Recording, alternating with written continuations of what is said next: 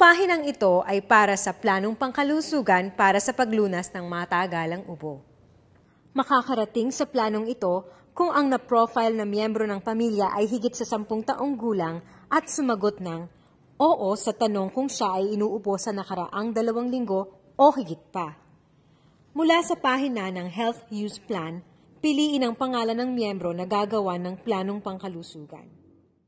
Ang planong pangkalusugan sa paglunas ng pangmatagalang ubo ay nahahati sa impormasyon ng miyembrong household, talaan ng konsultasyon para sa ubo at resulta ng pagsusuri ng ubo.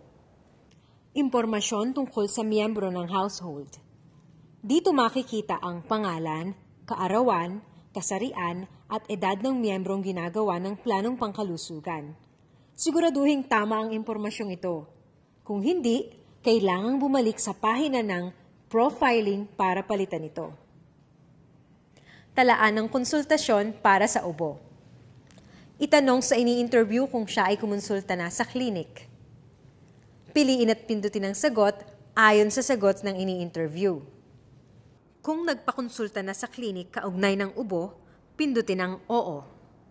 Sagutan ang pangalawang tanong. Kung oo, ano ang resulta ng iyong pagsusuri? At piliin kung TB at kung iba pa.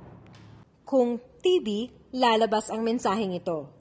Basahin ang mensahe sa ini-interview.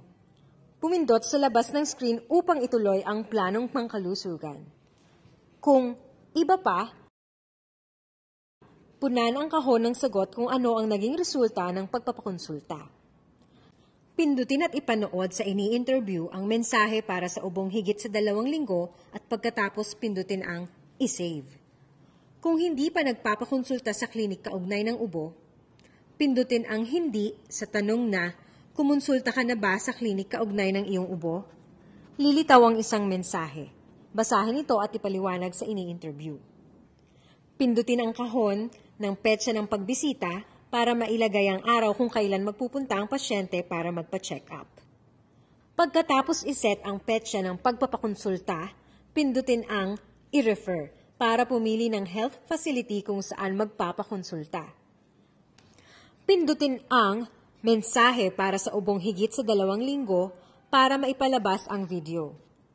Pagkatapos maipalabas ang video sa ini-interview, pindutin ang i-save.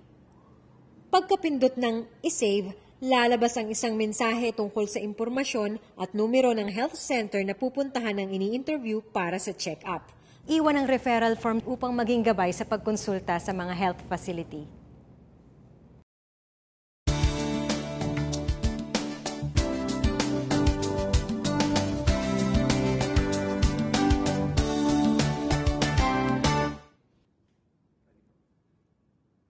Sinong miyembro ng pamilya ang maisasama sa planong pangkalusugan para sa paglunas sa matagalang ubo? Mga miyembro ng pamilyang higit 10 taon.